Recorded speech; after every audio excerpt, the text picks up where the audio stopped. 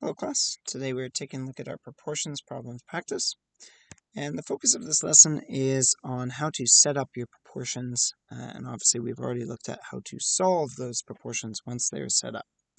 So we talked in our notes about how we can always use this template here to set up our proportions.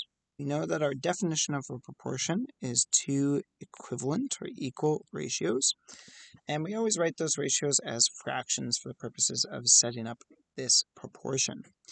And we can always use our left fraction to represent the values of the ratio, while the right fraction will represent the actual values in the situation. And then we always want our top of each fraction to be the same type of measurement, and the bottom of each fraction to also be the same type of measurement as each other. So in Guided Practice 1, I've set up a little bit of your template for you. So it says, in a section of pattern fabric, there are 4 roses for every 3 violets. We want to know how many roses are there if there are 24 violets.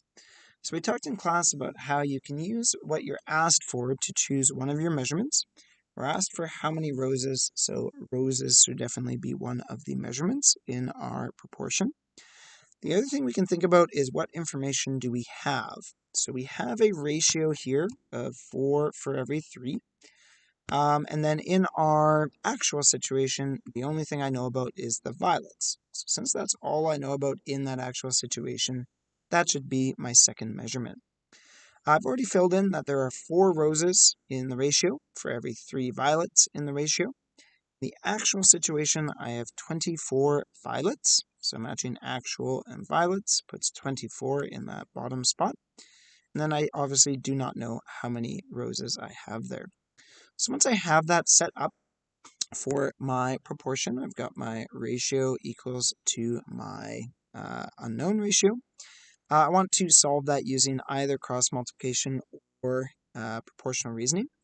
If I use proportional reasoning, my arrows are going to go towards the right because my unknown is on the right. And I can look at my known pair, which is the bottoms, and ask myself, what do I do to 3 to get 24? The answer is I'd have to multiply 3 by 8 to get 24. Well, proportional reasoning says whatever I did to the top, I have to do the bottom, and vice versa. So to get my question mark, I'm going to have to do 4, which I already had, times my factor of 8 to get my question mark. And I know that 4 times 8 is 32. Now, since this is a word problem, of course, our answer is going to be a sentence answering the question. And we can say there were 32 roses. In Guided Practice 2, I still gave you the template, but you do need to set up your measurements and your numbers yourself. So it says, in a batch, John mixed 16 cups of liquid with 6 cups of solid. At the end of the day, John wants to use up 12 cups of liquid. So we want to know how many cups of solid should he have. So I do know that the question is, how much of solid should he have? So that should be one of my measurements. And again, it doesn't really matter where you put that. So I'm going to choose to put that solid on the bottom to begin with. And then what else are we counting in this question? Well, the only thing I know about at the end of the day is the 12 cups of liquid. So that had better be my other measurement. Otherwise, I am in trouble for my actual situation. So what's our ratio? Well, the ratio is the mix that he did at the start of the day. And we can fill in that it said 16 cups of liquid for 6 cups of solid. And then in our actual situation, I don't know how many cups of solid, but I do know that he used 12 cups of liquid. And so I don't easily see a proportion to go from 12 to 16, or from 16 to 12, as it were. And I also don't see one going vertically. So I'm not going to use proportional reasoning in this question. I'm going to choose to use cross multiplication. Cross multiplication says to draw these arrows to multiply the top of each side by the bottom of the other side. So 16 was the top of the left side. I'm multiplying that by its arrow by question mark. On the other side, 12 was the top, and I'm multiplying that according to its arrow by 6. I now need to solve this equation. So I'm going to go ahead and divide both sides by 16. That undoes the multiplication by 16 that's bothering our question mark. And of course, what I do to one side, I have to do to the other. So let's do the calculation on this side. I know that 12 times 6 is 72, and I need to divide that by 16. So let's go ahead and do that division. 16 divided into 72. Now, 16 goes into 7 0 times, but 16 does go into 72, so let's figure out how many times. Our multiples of 16 are 16, then 32, another 16 makes 48, another 16 makes 64, another 16 makes 80, and so on and so forth. So I can count that 1, 2, 3, 4 groups of 16 fit into 72. 16 times 4 is 64, and 72 take away 64 is 8. We'll bring down our next digit.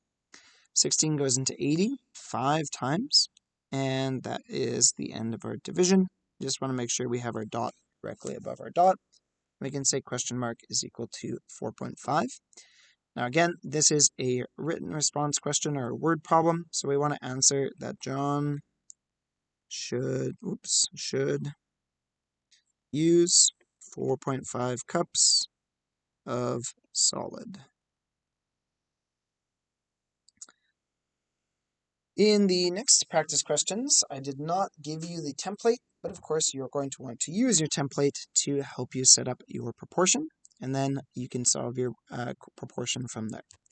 So let's set up our templates here. We've memorized that we have ratio actual and our two equal fractions.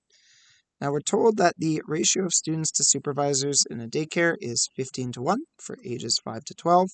We want to know how many supervisors are required for 75 children.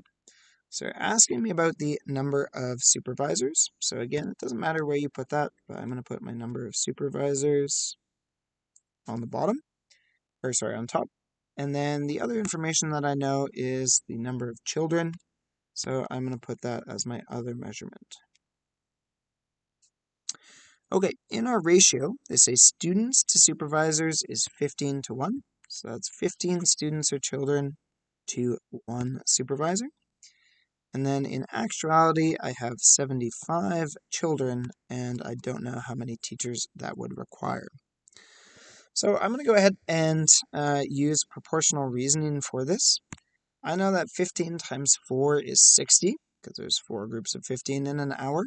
So 15 times 5 is what gives me 75. So 1 times 5 will give me my question mark. It's a hard calculation, but 1 times 5 is 5. And I can say the daycare requires 5 teachers or supervisors.